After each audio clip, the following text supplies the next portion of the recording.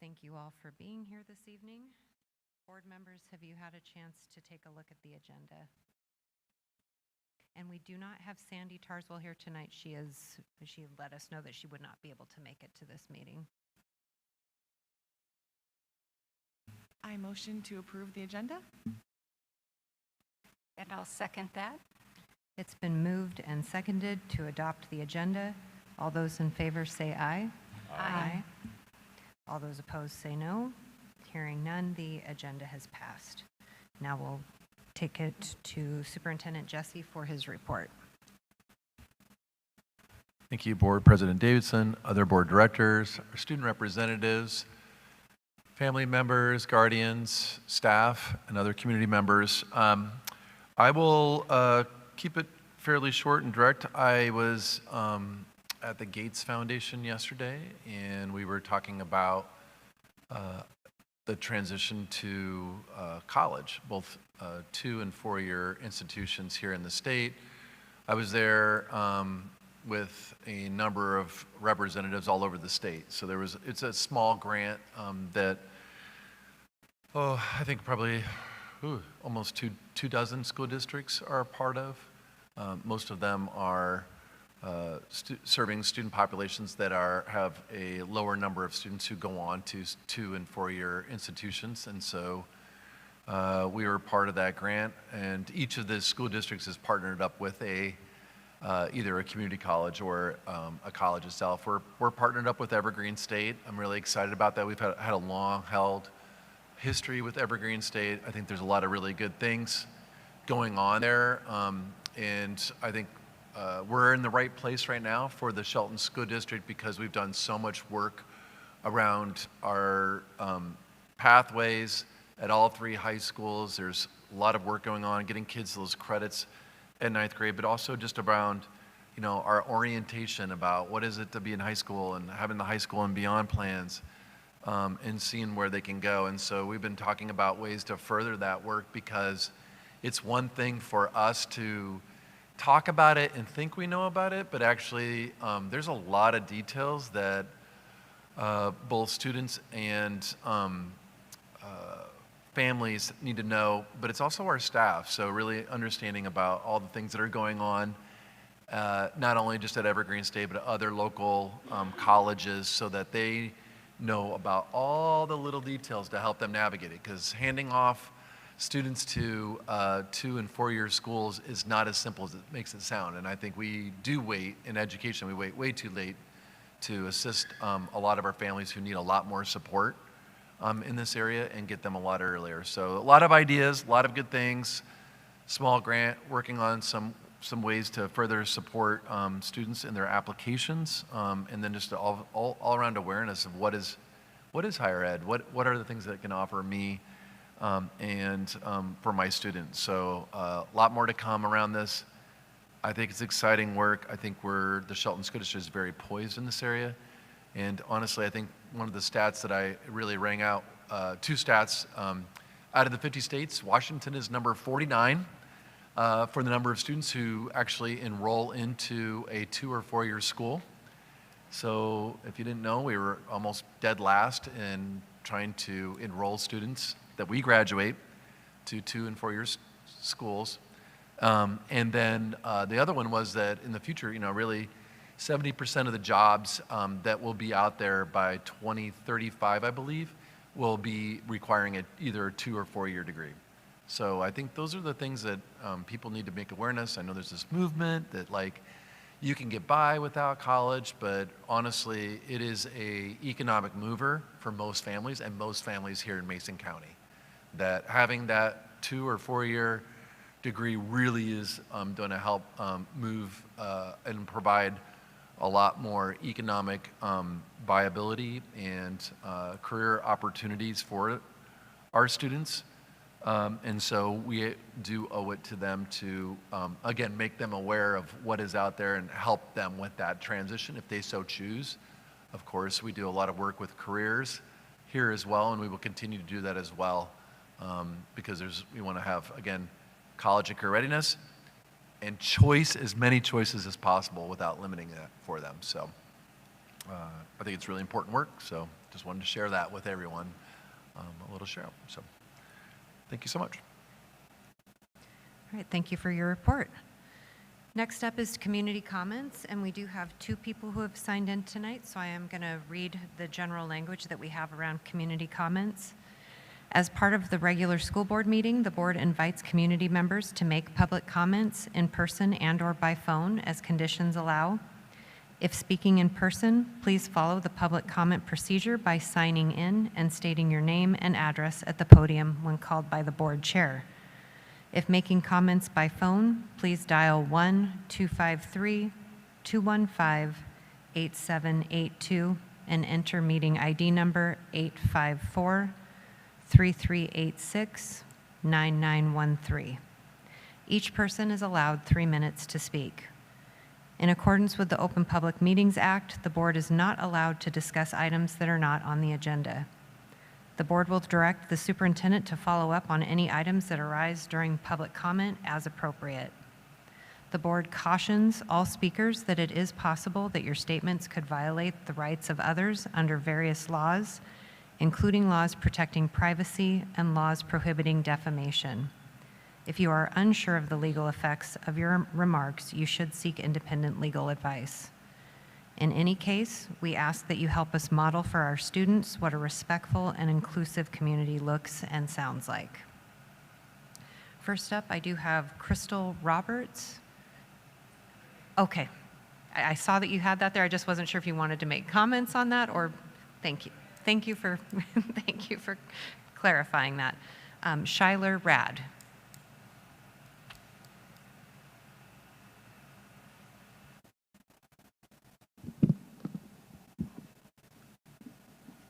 Good evening.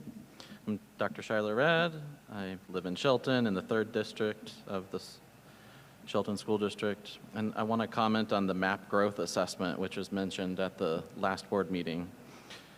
When I was a teacher, I liked the MAP because I could give individualized reports to parents, and it helped me to differentiate lessons. However, because MAP uses an item bank, no 2 test takers see the same test twice. Now, a valid test scores, rather, tests aren't valid, scores are valid. Valid test scores are consistent, regardless of what items are presented to the students. And this is measured by alternate forms reliability. A 2021 research study funded by the Virginia Department of Education measured the alternate forms reliability of MAP growth in a large representative sample for grades 2 through 5, and it showed that the alternate forms reliability for reading for those grades was 64%, and for math was 79%. This means that the standard error of the score differences is 21 to 36%.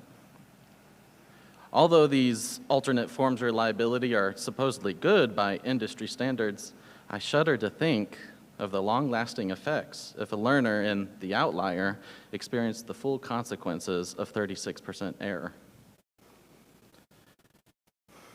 Shelton School District has no control over the consistency of MAP scores, but Shelton School District does control its own assessments, such as the authentic assessments that were also mentioned at the last board meeting.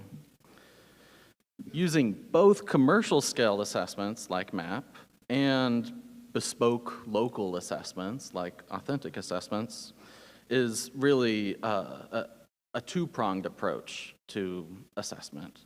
And that having 2 different types of assessment reduces error. But you might wonder, are the authentic assessments valid? Are the authentic assessment scores valid? Excuse me. This is why I urge the board to support efforts to ensure the validity of Shelton School District authentic assessment scores. It's time to convene a committee of citizens, parents, students, and educators charged with exploring, describing, and analyzing the validity of Shelton School District authentic assessment scores. Thank you. Thank you.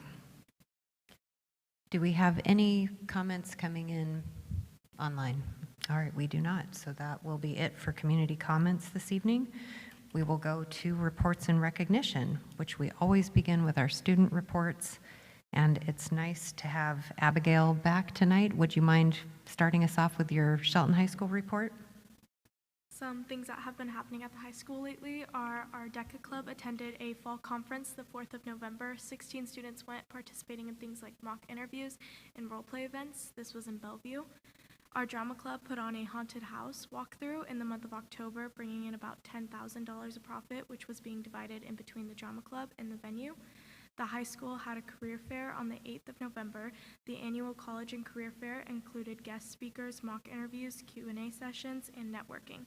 This event helped develop interest and knowledge on academics and pathways along with career and college interests. This also gave students an opportunity to practice professionalism and behavior. Choir club and stagecraft class are soon to present their night of musical theater on November 16th through the 18th. We hosted girls swim districts with a very good turnout and a lot of new records set. And then winter sports are starting this week, including basketball, wrestling, and bowling. Great, thank you so much for your full report there.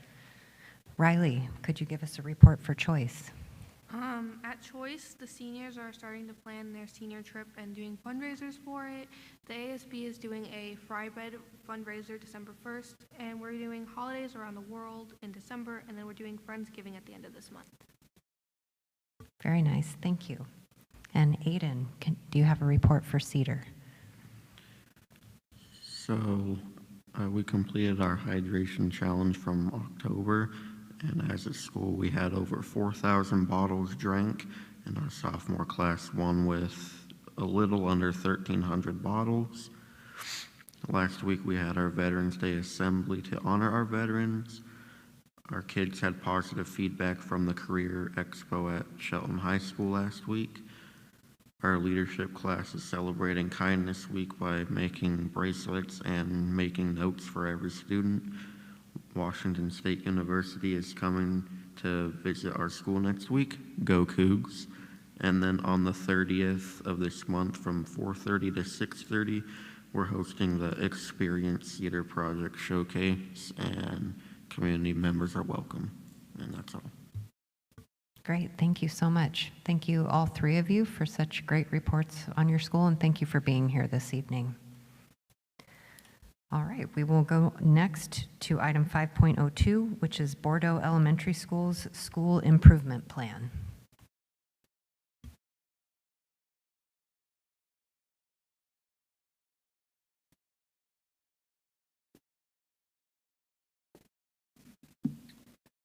Thank you, President Davison and other board members. Happy to share with some of the wonderful things we're doing at Bordeaux Elementary. So up on the screen, you can see part of our school improvement plan. So our overall target for literacy is the percentage of third graders, students meeting standard on the Smarter Balanced Assessment. We're hoping to increase from 28%, which was spring of 2023, up to 40% in spring of 2024.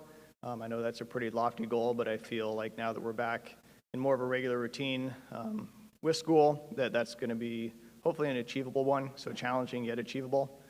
Some of the ways we're going to do that is teachers are going to utilize our REACH foundational curriculum. We use that to teach our foundational word work skills. That includes phonics, phonemic awareness, and vocabulary.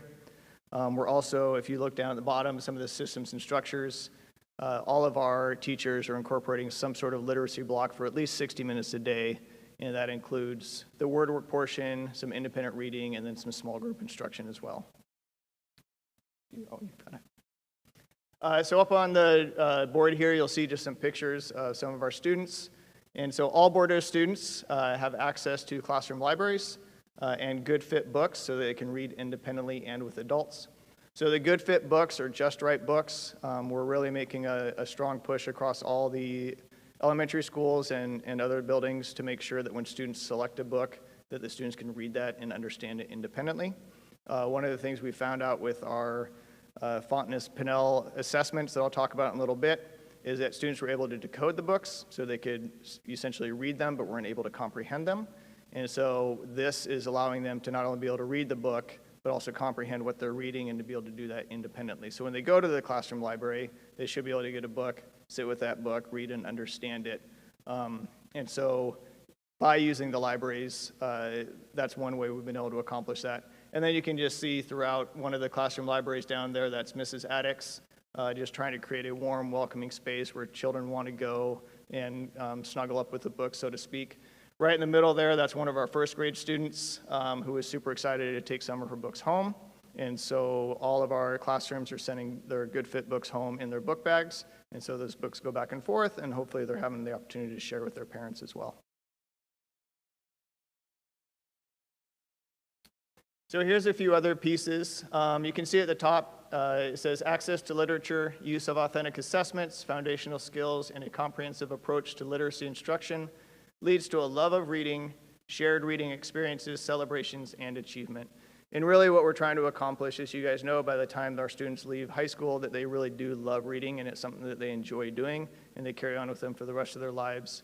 So some of the ways we're doing that, we can see our friends down the bottom there. Those are our friends from OBJH, and so they're coming to read to some of our students. You can see right there, I know it's small, but it looks like plywood. That's just a bulletin board, but that's our word work. That was taken at the beginning of the year before some of our high-frequency words were placed on it. We celebrate our readers, and so you can see up in the top right-hand corner, our specialists put on assemblies each PLC Wednesday, and through those assemblies, we choose readers from varying levels and for various reasons to celebrate them. We found that those pictures there, we were creating a staff board, so we would recommend books, but then the kids were super excited about it, so we started making a student board. And so that's what those pictures are, even though I know it's hard to see, but those are students holding up pictures of their favorite books, and those are up. And then right in the middle there, that's Miss Julie. She's our new Native American education person at Bordeaux, and she went into a fourth grade classroom and was able to share a Native American tale. So overall, we're just trying to create a celebration, bring in our older students, bring in community members, bring in different cultures, and just create that love of reading. So this is our second goal, and by June of 2024, we're hoping to lower our exclusionary event rate of 53 events in 2022-23 by 25%, and that should say at the end by 23-24, the end of 23-24. At the elementary, the exclusionary rates come down to suspensions. That's both in-school and out-of-school suspensions, and unfortunately, we do still have some, but we are working diligently to reduce those. We're trying some things and putting some practices into place because we know that's not an effective means of changing behavior. And so I think we're on a good track. We have lessened our rate quite significantly. And we're doing that through some of the things you can see in those strategies. Knowing our students by story, strength, and need. We want them to have a connection with at least one positive adult. And also, we're utilizing our Tier 1 and 2 behavior interventions and doing some research-based practices so that we can meet the kids where they're at, teach them how to advocate for themselves, teach them how to handle problems on their own, teach them how to handle adversity before it gets to that level where potentially suspension would be needed, which, like I said, is just never an ideal situation. So here's some of the things we have in place. My assistant principal, Mrs. Butel, has put in positive office referrals, and then she was teasing me because, if you notice, I forgot to put a picture of her up there. So I do want to acknowledge that that was something that Ms. Butel brought in. So you can see a couple of our paras and myself. Positive office referrals are essentially a teacher or ourselves can nominate a student, and then we call the parents from the office with the student standing there, and we acknowledge them for something positive that they've done. It's a lot of fun. The kids get really excited about it because generally when you get a call from the assistant principal or principal, it could be something negative. And so for them to be standing there and kind of hear the shock and surprise from their parents' voice. So it's been a really cool thing, and we're hoping to increase that. Multiple grade levels, since we are the Bulldogs, we celebrate our top dogs for different reasons. And then class rewards, students can earn a big paw for a class reward. And so you can see our mascot buddy there in a kindergarten classroom in one of our fourth grade classrooms. And then here's some other ways just to celebrate.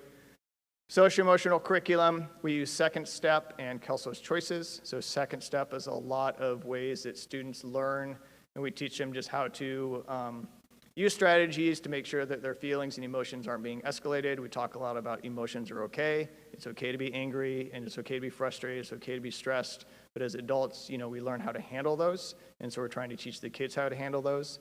Counselor's Choices is a program. Our wonderful counselor, Mr. Worsbicky, does a wonderful job of facilitating that. And again, that's always determining between big problems and small problems. So we like students to handle small problems on their own, especially when it's out on the playground and when it's things that are just pretty typical elementary school. Instead of going to report it to an adult, they try and handle it. One of the things is like walking away. Sometimes there's a lot of power in kind of turning your back on a situation and moving away from that situation. Obviously, if it's a big problem or they've tried a couple small choices, then they can come get an adult. But it's that way of just eliminating it and trying to put the ownership back on the students. Class jobs, we have multiple classrooms have class jobs. Some of them have been able to put class jobs for all of their kids, and we think that just creates a sense of ownership and responsibility. You can see a couple of our library helpers down there in the bottom right corner, and you can see a couple of students carrying lunch bins and pushing around garbage cans at lunchtime. Top is Bulldog ticket winners, so we hand out tickets to students throughout the week for being safe, responsible, and respectful. Then they get to come down and get a picture with Buddy the Bulldog. We're really working on when you hand a kid a ticket that you tell them you're getting this because, and so that in and of itself is a form of reward and acknowledgement. So when they get the ticket, they get a chance for a drawing, but they also just get that adult recognition. And then the top, you can see Friendship Soup. That's Mr. Worsbicky and myself. The staff put together our Friendship Soup as well. But we had students do it, and you have to think about like what would you want in a friend. So a lot of things like a cup of kindness, a lot of humor was in there. We had gallons of, gallons of hugs, all sorts of different things that would create a friendship soup. And so we thought it was kind of fun, so we decided as a staff that we would put that up as well.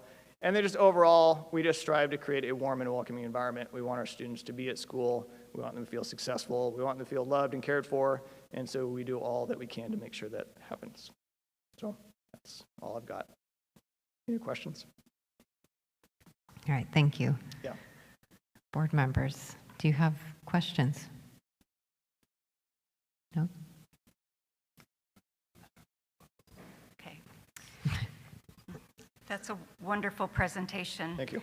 I love that you focus on recognition, because that's what we want when we do something well or we put effort into something we're working on. We want recognition, and you have that all over your school plan. So well done. You were talking about the books, kids Yes. taking books home Yeah. and finding books that are a good fit. Talking with teachers, I understand that they are still looking for decodable books for young kindergarten and first grade. Has that been resolved in your building? Have you found some solutions to that? Yeah, we're working on that. So part of it is we actually have like our decodable books, which are coming out of the REACH curriculum that are just kind of the white paperback books. So we're making use of those. And we have been able to purchase over the past couple of years some lower level readers in what would I guess be termed the level A if we're going from the F&P assessments. And so I think we are continuing to work on that. We're working on potentially utilizing our larger library because we have books in there as well, and they're just kind of creating a system. So it is a little bit of a work in progress. The other hope is as we move forward that eventually the students won't need as many of those lower level books. So it is that little bit of a fine balance of finding what we need for right now, but then also kind of planning for the future, what's going to entail. Because concern has come up with our second, third grade teachers as well of trying to find those lower level books. So I won't say that it's resolved, but I definitely think we're making good steps or good forward progress in it. That's wonderful. And I think that's what happens. People find solutions to those problems. So I was just going to have you share it right here what the magic answer was. Yeah. So, but that's good. Lots of resources. Yeah. Okay, so that's all I have for questions. Perfect.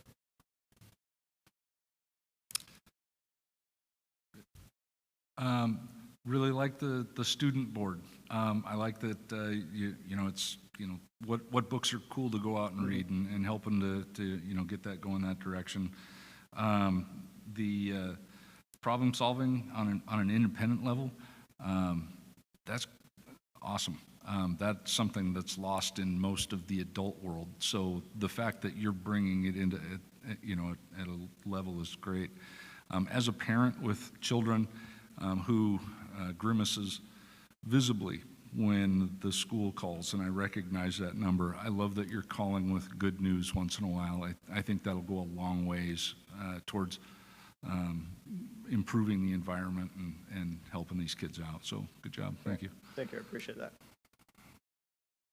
Yeah, I just want to say thank you. It's wonderful seeing all the pictures of the kids. I love all of the, positive reinforcement that's going on, and I've loved that each of the schools have talked about books that kids get to take home, share with their families, just have hands-on use of those for quite a long time. I am curious, with all of the positive behaviors that are going on, are you seeing an improvement in behavior overall? Are there areas that still need some work, and what does that look like? Yeah, that's a really good question. I think, overall, and it's always hard to kind of pin down with the behaviors because there's lots of different reasonings behind them. And, my belief and many people's belief is like behavior, especially at this age, is just a form of communication. Oftentimes, we're dealing with kids from 5 years old up to like 9 years old, 10 years old, and it's difficult. Even as adults, sometimes we have a hard time expressing ourselves. And so I think typical behaviors that you would just normally recognize in elementary school, we're probably on par with that, where we would expect to be.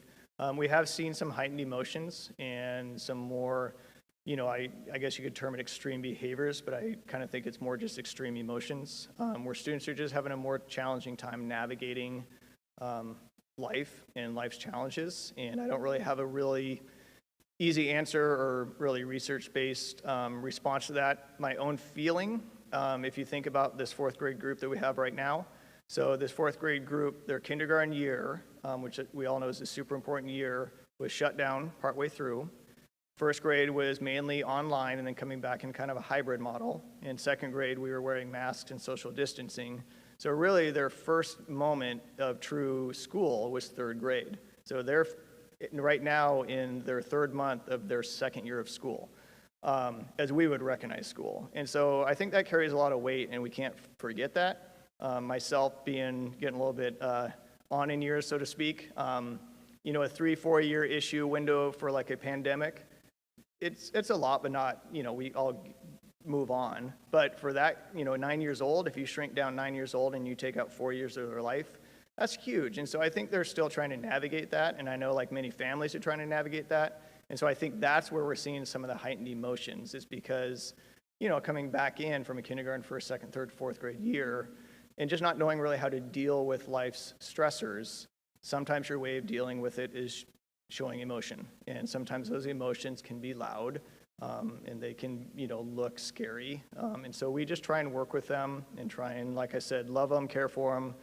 We talk a lot about de-escalation, bringing them back down. And I think the most important thing that we do is just bring them back. And so once you have a student that gets regulated or de-escalated, they're feeling good, it's safe, they feel calm and comfortable, we've walked through the process with them, we get them back into class as much as we can. And so we're really working on that as well. So I would say there are some more of those, and I don't think it's any secret across the district, but I have friends in other districts. It's no secret across other districts that we are seeing some heightened emotions. But I really do think there's a cause behind it, and that eventually we'll be able to move on. But we still have to kind of hold strong and teach them, again, like part of our job is teach them how to navigate their feelings and how to deal with this adversity, which is tough. It's hard for these little guys to do that. So, yeah. No, thank you very much for your response. I appreciate hearing your thoughts on that. Are there any other questions or comments? Yeah. Thank you for your presentation. Yeah. I find your third grade goal of moving to 40% really encouraging. It's nice to see that big jump, and I think it'll happen. Thank you. I have a bit of a bias towards who's moving towards third grade, though. So.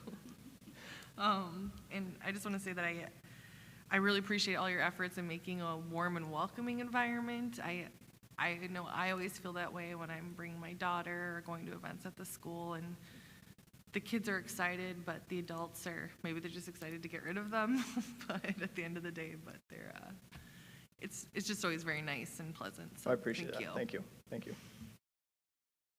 And you do have some great new playground equipment too out there. Yes, That, we yeah, do. that your parent group, it sounds like, was in Yeah. big support of. It was, yeah, that was a huge thing. We're hoping to kind of continue, and I think that just fits right in with the whole inclusive environment that we're all trying to create, both within the classrooms and without, so. Yes, and are you still doing roller skating nights too? Is that We've moved a little bit away from the roller skating Oh. nights, but our PTSO does a lot of fun events still. Yes, Bordeaux has always done a lot of fun, Yeah. family-friendly events, so it's, Yeah. nice to hear that, whatever it may be. Yeah, thank you. Well, thank you both very much for All the right, thank you. report. All right, I appreciate it. Thank you all. All right, we will go to 5.03, which is the Evergreen Elementary Schools Improvement Plan.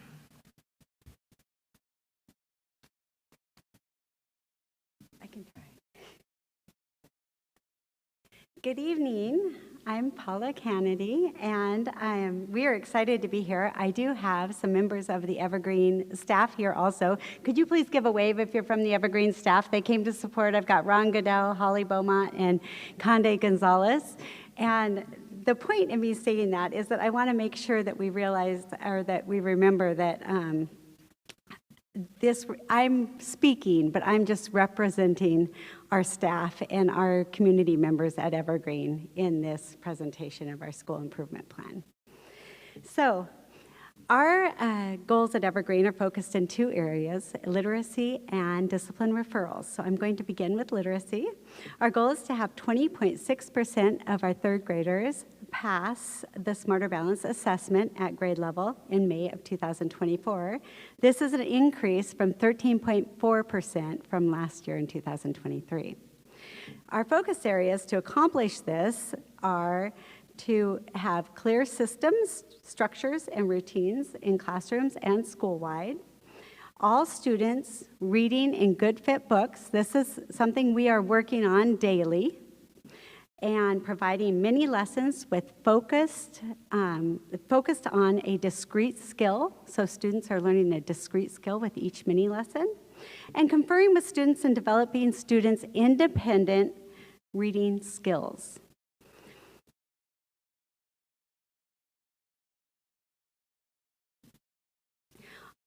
As our focus at Evergreen continues to be on literacy, our areas of growth this year are on expanding our use of data from our MTSS and leadership team to empower all teaching staff to access and manage data to intentionally drive instruction within their classrooms or specialty.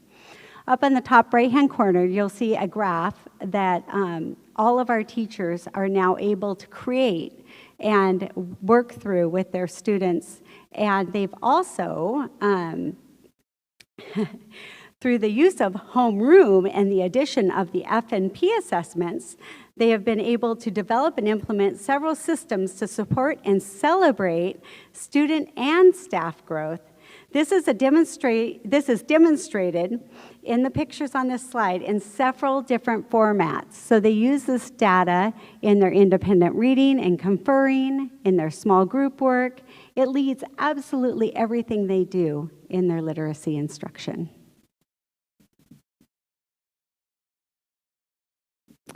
Our second goal is under discipline.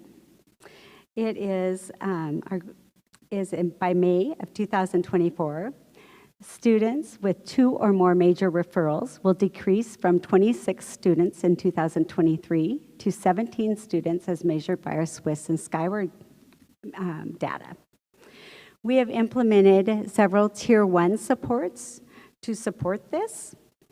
We have a 5-to-1 ratio that we use with all students as adults. We give 5 positives to 1 corrective measure. We greet students daily, so in our hallways we have several adults, and so every student that goes to class is greeted by at least 5 adults before they reach their classroom. And classroom and school behavior matrices are taught 3 times a year, retaught in the classroom on a regular basis, and they are posted. The school curriculum is taught in a scheduled morning meeting, and that is our second step curriculum, and it's supported by our Kelsa's Choices. And our morning meetings are also an opportunity for students to learn social skills and build community within their classroom. And they are done every morning between 9 and 9:20 in every classroom. And then the implementation of teachable moments prior to giving a referral. So giving the opportunity to do a teachable moment when you start to see a student to kind of uptick, and before you have to get to that point of writing a referral, calling home, but creating that teachable moment right away.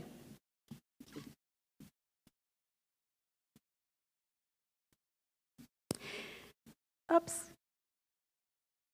No, I don't want to do that. Okay, there we go. I almost played it early. That's our finale. Okay, at Evergreen, we take a proactive stance to promote a positive culture and climate through empowering students and staff to make good decisions, solve problems, and show respect. We provide this instruction through our SEL curriculum, professional development, morning meetings, modeling, guided practice, and acknowledgement of our successes. We see all areas of growth as learning opportunities and respond with a restorative practice lens, with our students' best interest as our focus. So up here, just to explain a couple of the pieces, we're so excited. We get to have in-school assemblies again, and it's been so much fun. So every month we do a Wildcat of the Month assembly. That's what's right in the center. And those little tiny pictures that you can't see are students that are celebrated for the word of the month with their teachers. They've been celebrated, brought up, and celebrated in an assembly format. And their parents are invited to the assembly. It's a secret, though. We have shout outs to teachers, we have Wildcat Wows, we have attendance celebrations. On the door over on the right side is all the classroom celebrations for classrooms being seen by a different teacher doing the right thing, and we call it caught in the hall doing the right thing, so they get a Wildcat Wow. Our expectations, every Friday we have weekly drawings of Wildcat Wows for students to come up and get rewards. It is so much fun. There's bubbles. They get a picture. It goes on the board. It goes on our Facebook page. Just working on engaging instruction that includes all student responses, so all students are active in the instruction.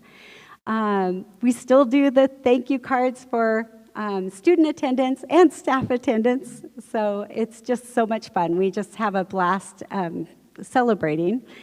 But our biggest celebration comes next. This is Dariana, and she is a student from Mr. Gonzalez's class. He's a fourth grade teacher at Evergreen, and their classroom did some writing on goals. And they talked about what it was to write a goal. And they had, when I walked into the room doing a walkthrough, they were writing goals. So I was asking some questions. And this was her response about writing goals. And I just wanted to end by sharing this piece of what our community is with you. So I understand that you're writing goals. Can you tell me about that?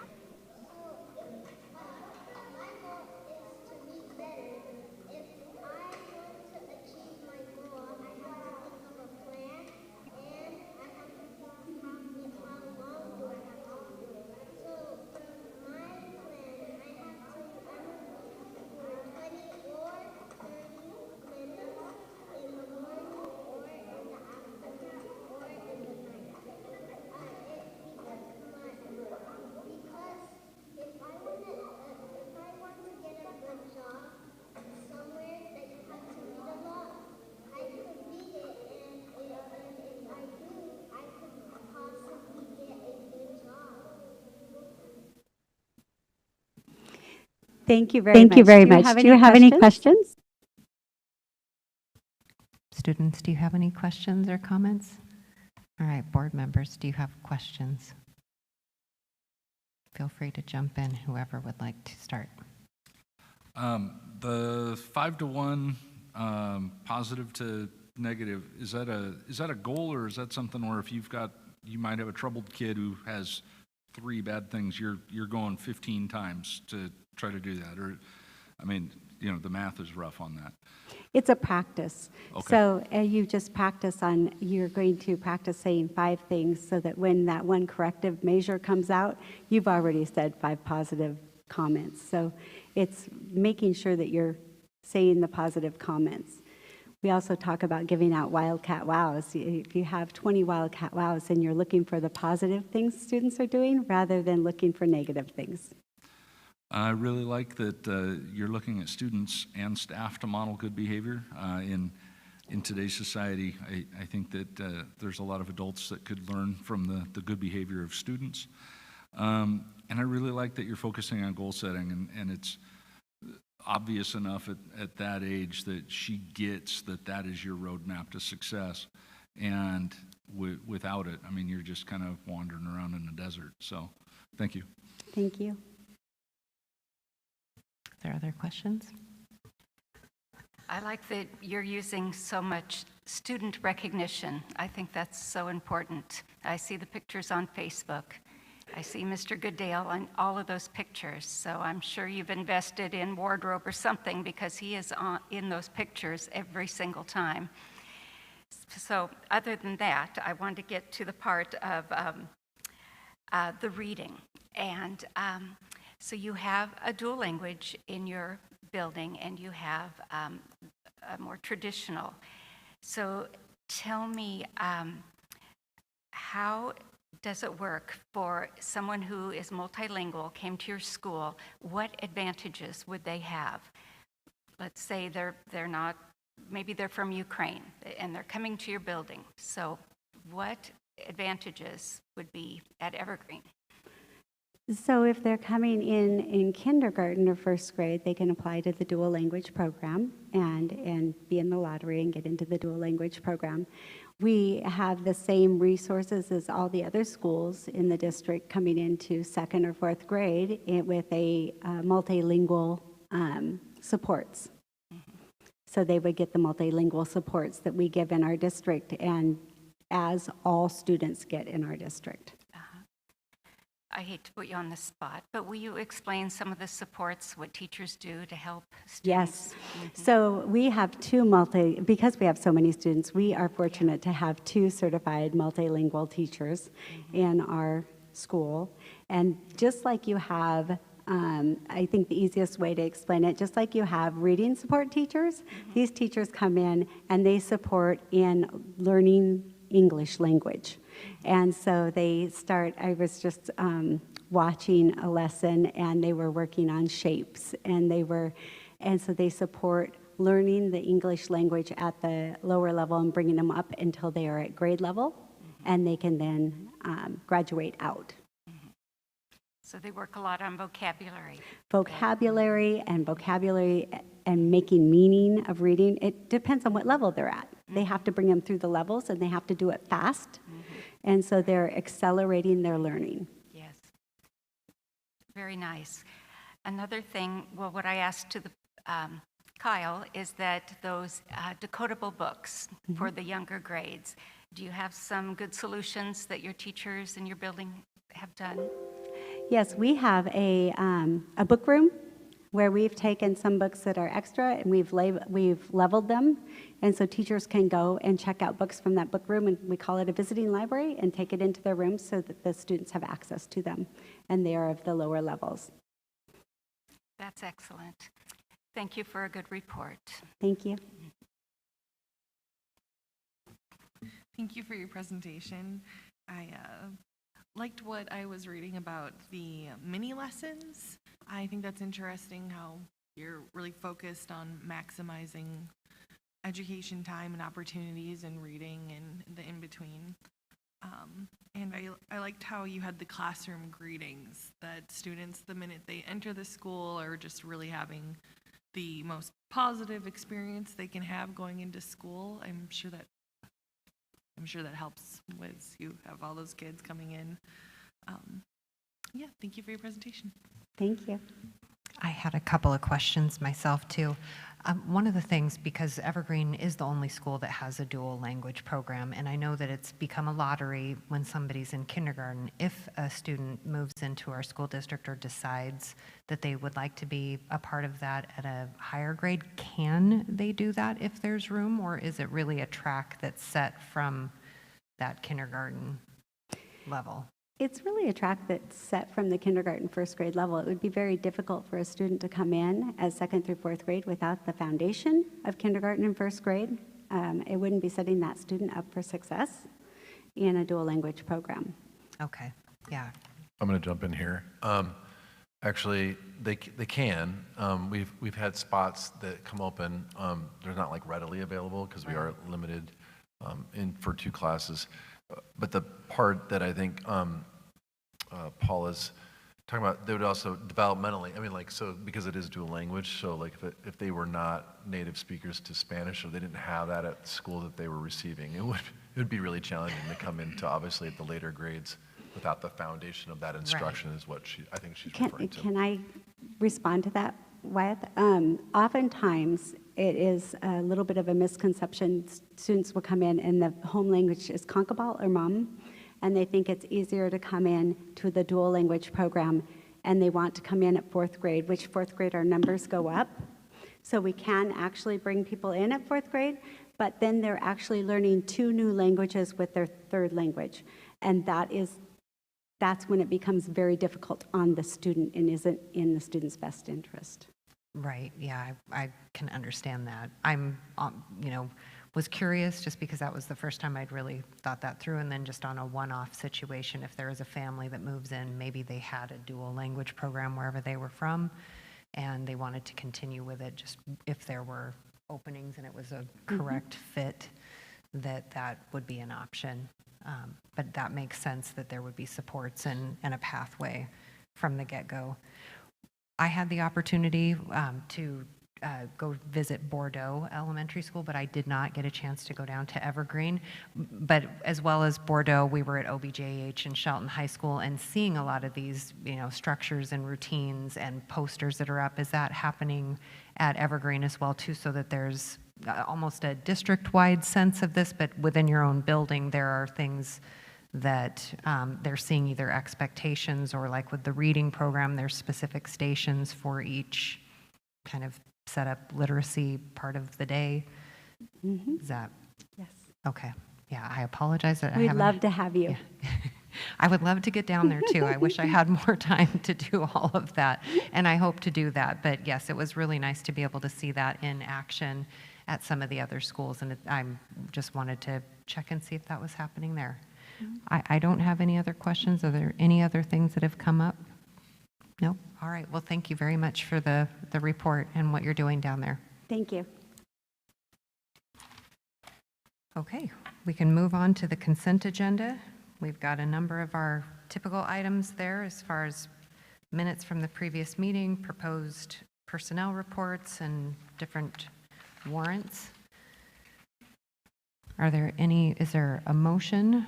Or are there any questions? I would make a motion to accept the consent agenda as presented. And I'll second that. It's been moved and seconded to approve the consent agenda. All those in favor say aye. Aye. All those opposed say no. Hearing none, the consent agenda has passed. So now we will go into discussion and action items. Item 7.01 is the proposed resolution number 2303, allowing newly elected board members to attend the Washington State School Directors Annual Conference on November 16th through the 18th of 2023 at the district's expense.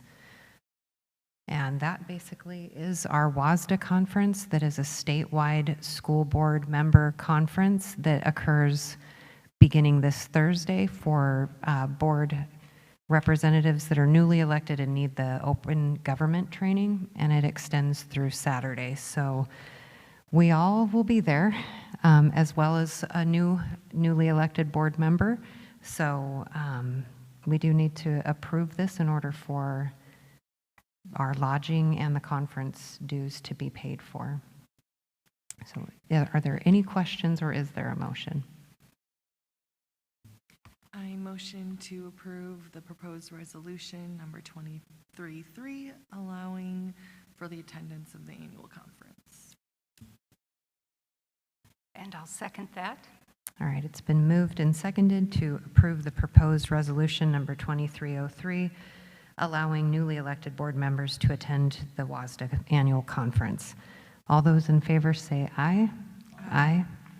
All those opposed say no. Hearing none, the proposed resolution 2303 has passed. And now we'll move to 7.02, which is the Highly Capable Services Plan, and we have Adrian Minery. This is an introduction and recommended approval. Good evening, Board President Davidson and other esteemed board members. I am here to present our Highly Capable Services Plan for the 23-24 school year. So what you'll see here is an overview of the referral process.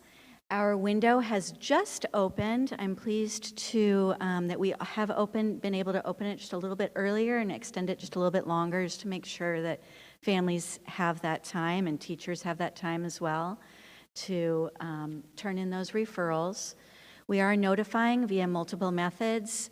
If you receive emails, you've probably already gotten some of the those updates. We're also doing letters, robocalls. We are putting an advertisement in the newspaper. We are putting announcements on our website and social media. New this year is that we do universal screening at 2 grade levels, at 2nd grade and 5th grade. That is a practice that's put in under law and OSPI.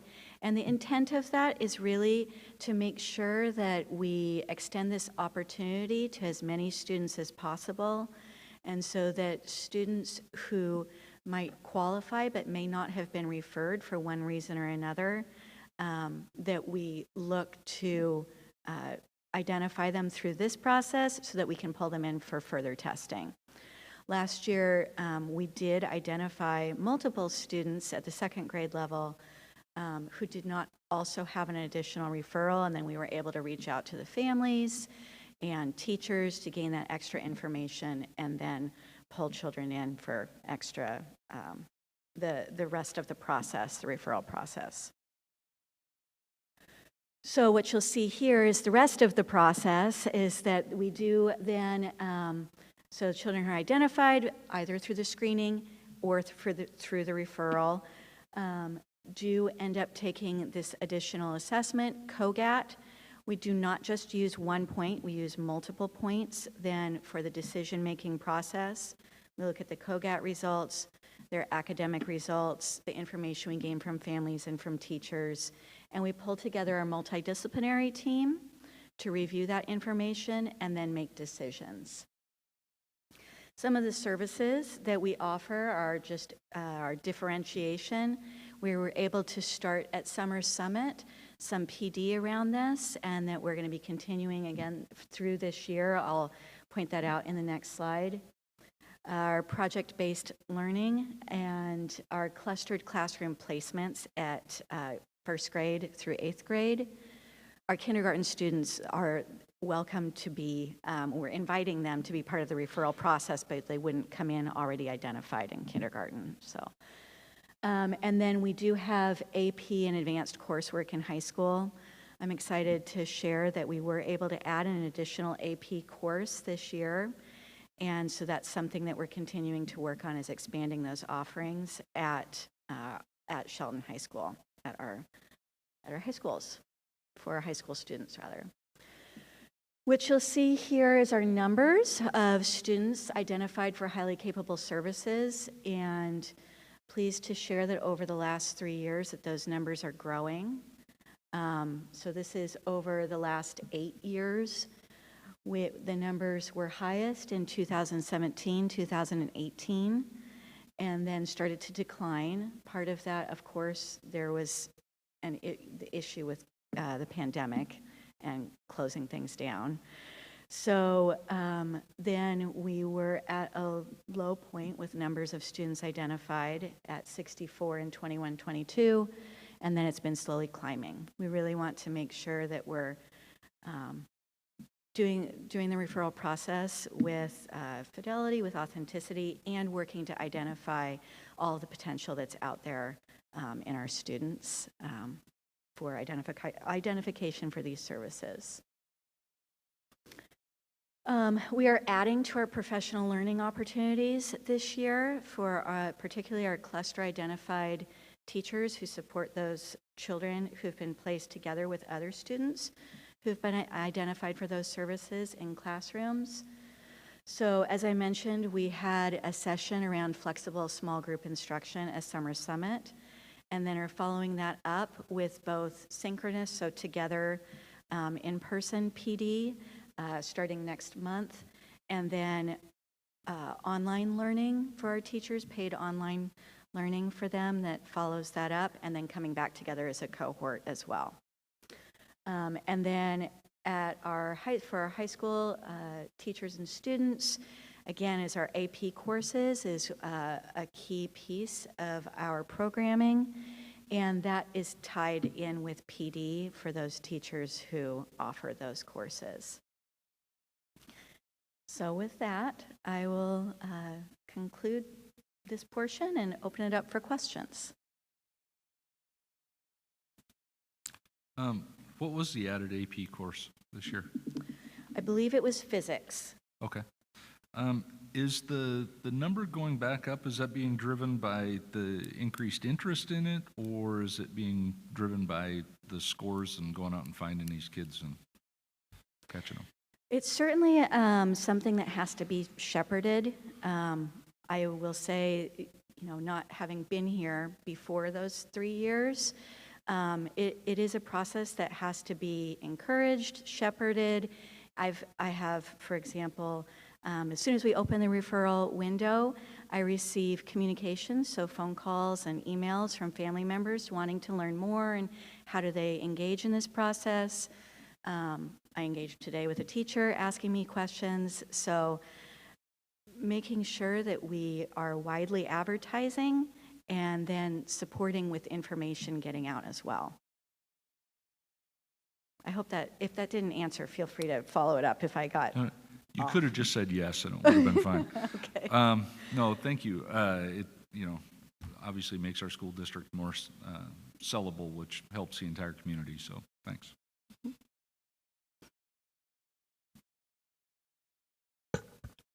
Well, I like that the cluster identified groupings in the elementary schools will work and they get extra training.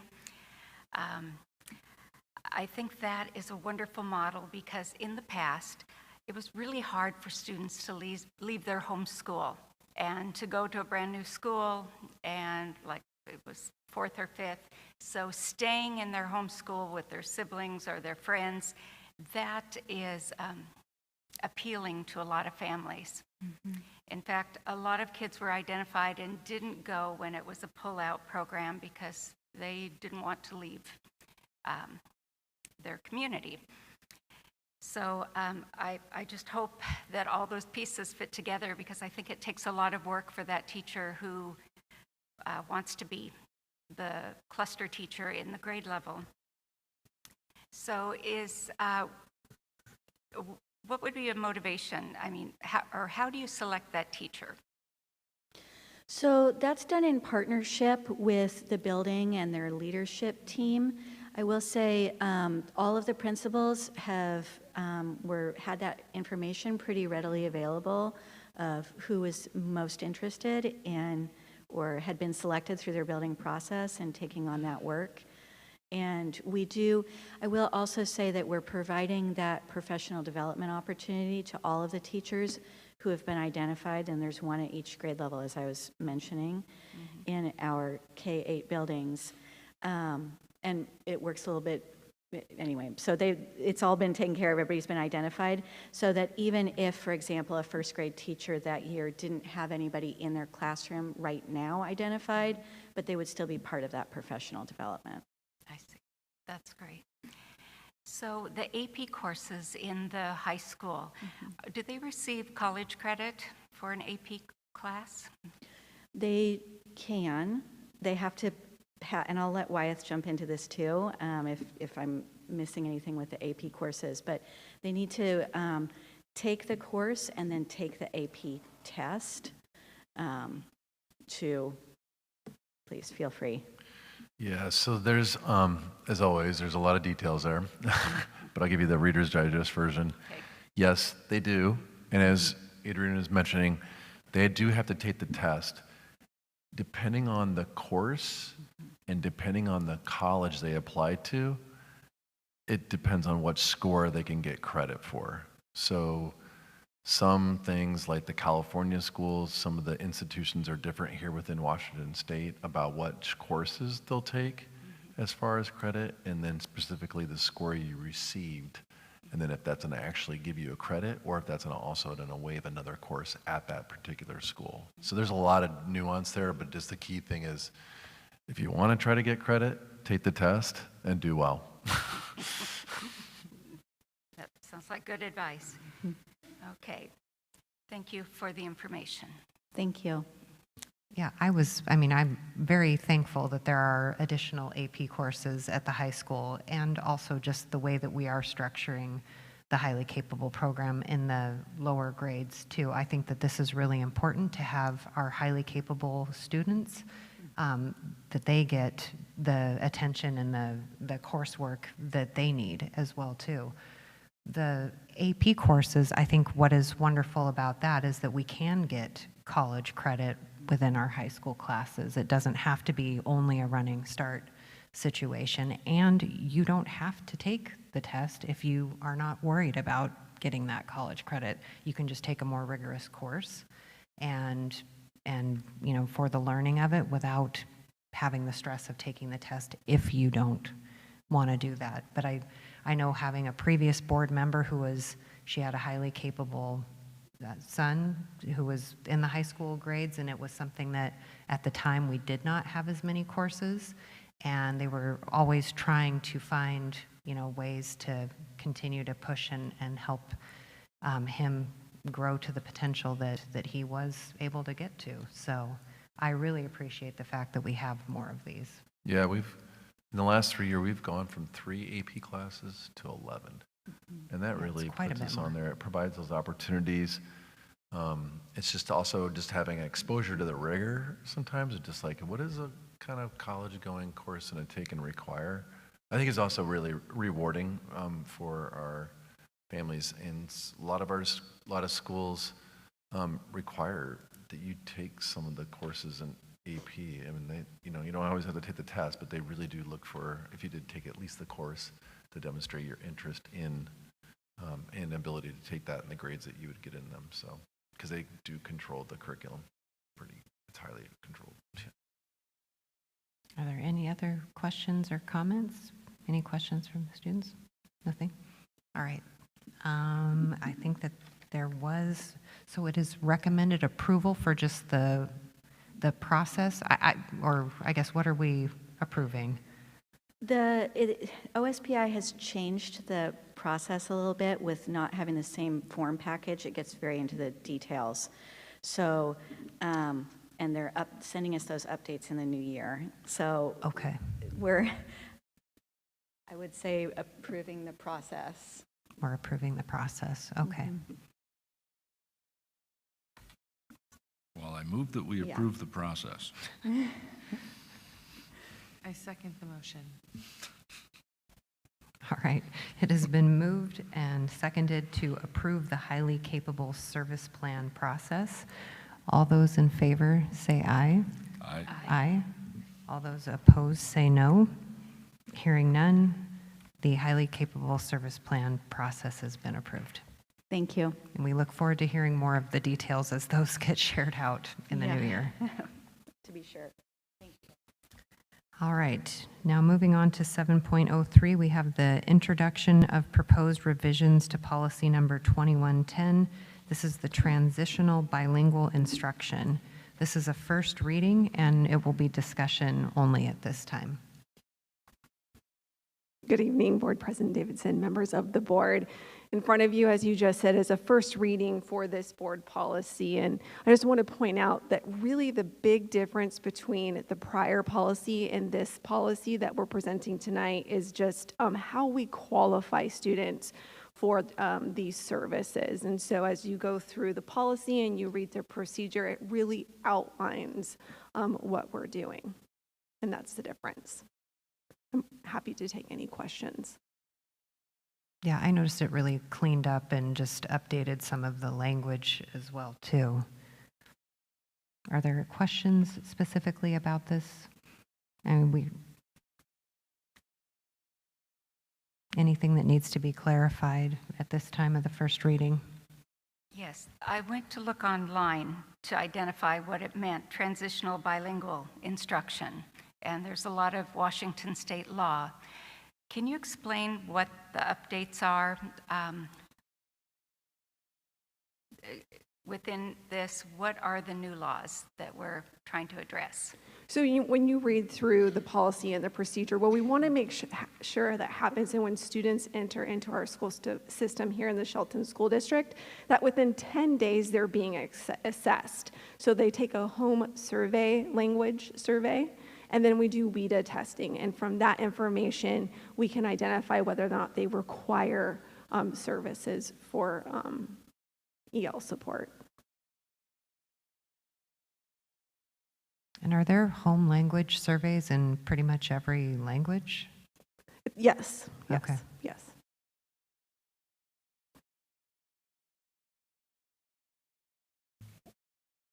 I can just provide a little bit more background. So you know, all the districts had to do this. This is a lot of the work was around when a student, like a previous question, kind of like a student shows up anywhere in the school year. What this really says is when the student shows up, the clock is ticking. We really want to assess whether this student would truly qualify for multilingual services. They may also qualify as migrant for migrant education. So we really want to assess, like, where are you coming from? What's going on? Are you here? Because some places in the state, obviously, they're part of the season, the farming season, and so really assessing the student, where they're at, getting the background, because it's not just about whether your English proficiency, but also just the other services you need. And so this really was about, like, you got to get on it. You got to go to an approved assessment. So they standardized that because it was all over the place in the state. So some districts were really latent about assessing, maybe just stereotyping sometimes. And so really want to assess what their English proficiency is, what they qualify for, and then the kind of services you need. And then also you just have to, of course, as you would be well aware, and the board needs to be well aware, and our public is that, we do have ongoing, we have to do our annual assessments of them, the WIDA, to really assess further about their learning, and again, English proficiency, to see what they qualify for and the services they receive. So that's really just what it's just getting more granular and then directing that, as opposed to just simply, you'll provide the services and you need to do outreach to families and you need to do professional involvement. So it just layers that, like, you got to get on it, identify them, and keep providing those services they do qualify for.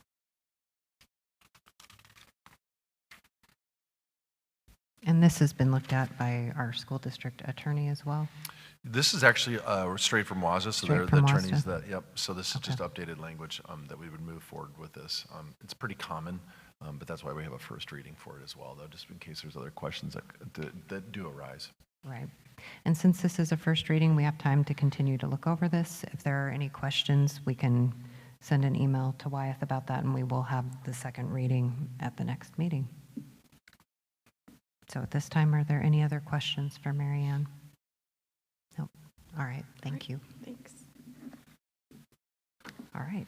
We are getting down to board member comments. Is there anybody that would like to begin this evening? Or I can just pick one of you. All right. We'll start with Matt. I really don't have a whole lot other than the career fair up at the high school was a lot of fun. I was able to participate for that in the the second year, and the students ask better and better questions all the time, and so that was refreshing. Cool about the $10,000 being raised by drama. Go drama. I spent a lot of time in drama. And I'll be out of town for the choice fry bread thing. Sorry. And I'm really proud that we're moving up from 3 to 11 AP classes over time. That's a pretty big deal, and super neat. So again, we are coming into winter. Tell all your students to drive slow. We don't need any more accidents out on the road. And my eternal plea for just be nice. Thank you. All right, Carla, we'll just work our way down. Okay. Thank you to the principals and staff for presenting their programs. It's wonderful that we have 3 strong elementary schools in town. Each has its own personality, and that's what makes us strong. And the other presentations, thank you. They're very informative. That's all. All right, Lauren. Same as the others, I just want to thank everybody for coming here tonight and sharing with us. And I know only a few people presented, but it does take a lot of people to come together and create that presentation and maintain that work in the schools. So thank you to all those unheard people today, too. Yes, thank you. We always appreciate the school improvement plan presentations.